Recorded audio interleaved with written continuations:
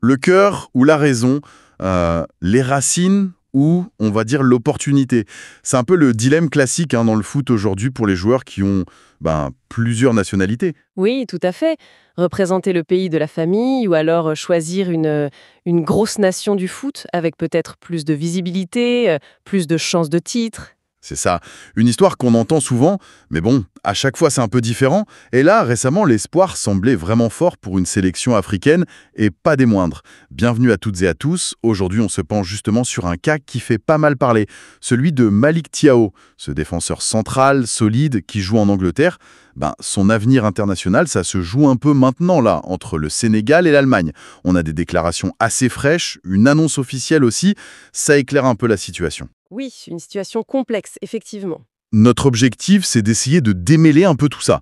D'un côté, on a l'optimisme affiché par le Sénégal. Il y a eu des discussions, c'est confirmé. Et de l'autre, bim, une convocation par l'Allemagne qui pourrait tout changer pour lui, quoi. Qu'est-ce que ça nous dit des stratégies des fédérations, de la pression sur ces jeunes? Beaucoup de choses, en effet. Alors, on va regarder ça de plus près pour comprendre un peu les enjeux de ce choix de nationalité sportive.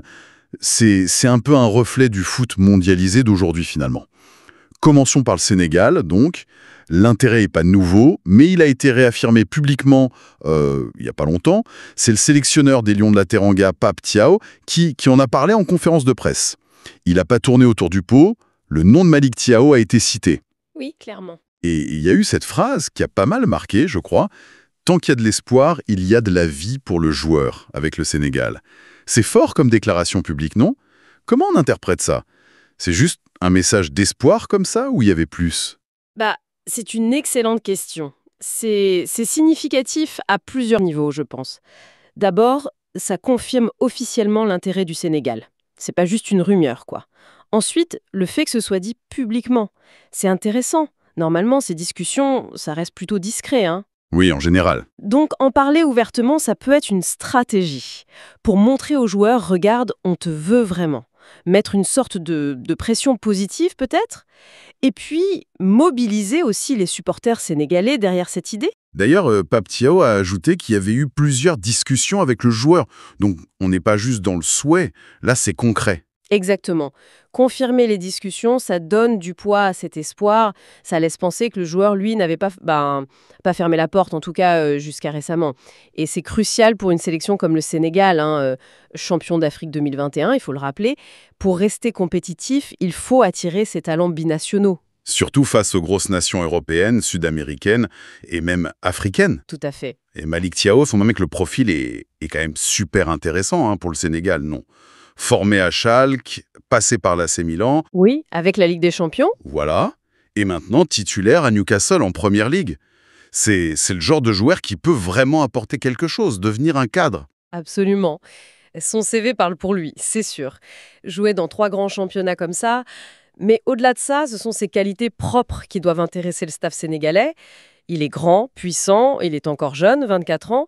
Et il a déjà l'expérience du très haut niveau. C'est un candidat parfait pour renforcer la défense centrale de la tanière. On imagine qu'il le voit comme un potentiel pilier pour l'avenir, quoi. C'est ça, un successeur ou un complément aux joueurs déjà en place.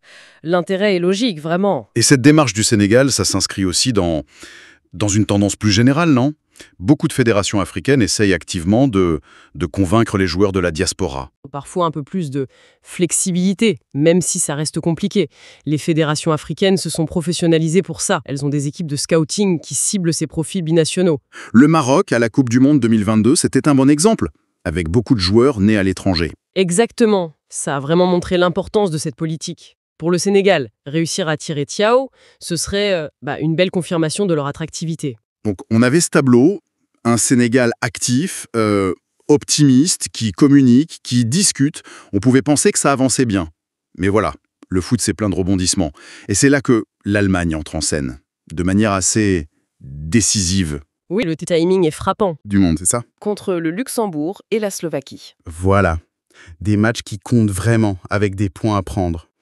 Et il y a un détail important, Thiaw, ça faisait un moment qu'il n'avait pas été appelé par l'Allemagne. Depuis octobre 2023, si je ne me trompe pas. C'est ça, presque 1 an sans sélection. Alors, pourquoi ce retour maintenant, juste après les déclarations sénégalaises? Coïncidence? Réaction? Qu'est-ce que t'en penses? Difficile d'être catégorique sans être dans les coulisses, évidemment. Mais le timing interpelle, c'est le moins qu'on puisse dire. Il y a plusieurs lectures possibles. Peut-être que Nagelsmann, en voyant l'intérêt du Sénégal et les discussions, a voulu envoyer un message clair aux joueurs. Genre, on compte sur toi, tu es dans nos plans. Une façon de réaffirmer la priorité allemande, en quelque sorte. Voilà.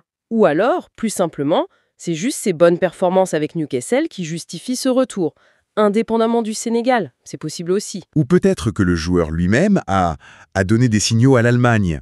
C'est une autre possibilité, oui, qu'il ait rassuré la fédération allemande sur son choix. Ce qui est sûr, c'est que cette convocation, elle a des conséquences très très concrètes, au-delà du symbole.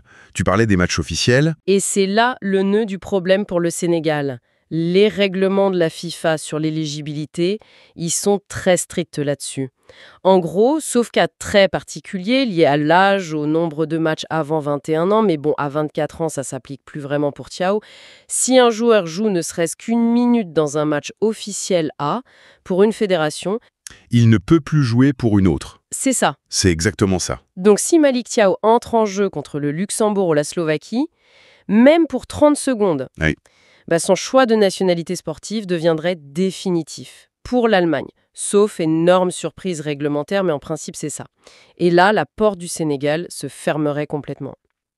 C'est pour ça que nos sources disent que c'est un dossier qui devient de plus en plus difficile pour Pape Thiaw et les Lions. L'espoir affiché publiquement, il se prend un peu le mur de la réalité réglementaire là. C'est exactement ça.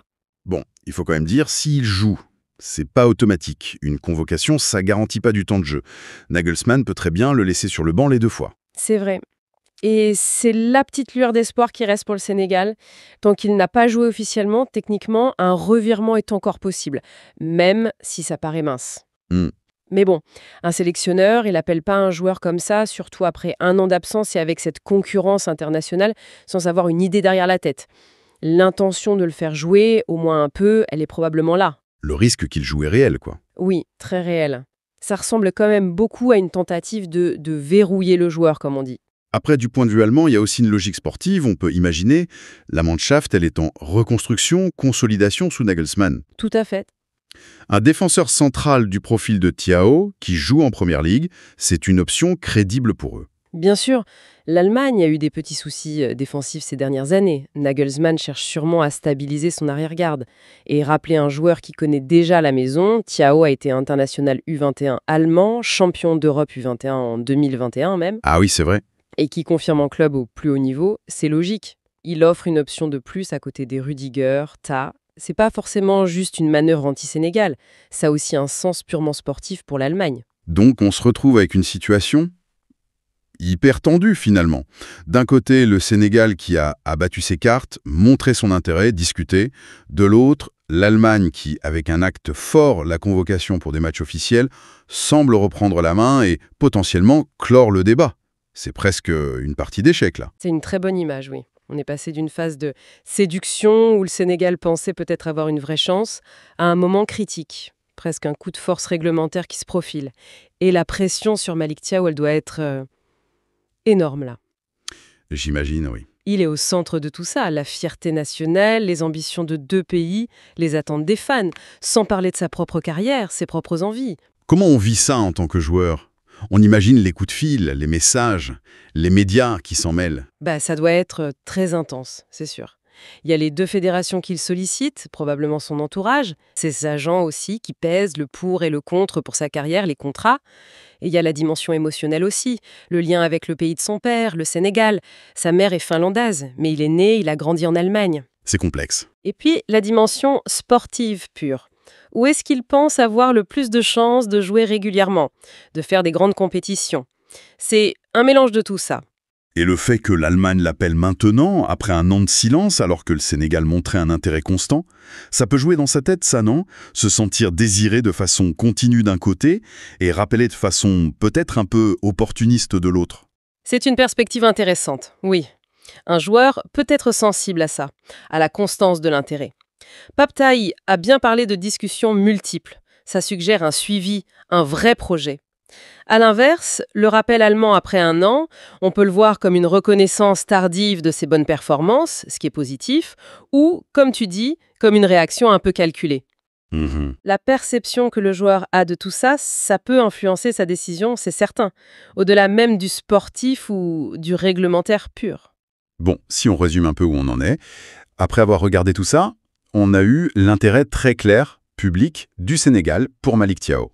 Appuyé par des discussions confirmées, ça laissait penser que c'était possible. Oui, Mais la convocation quasi immédiate par l'Allemagne pour des matchs de qualif Coupe du Monde, après presque un an sans nouvelles, ça change tout.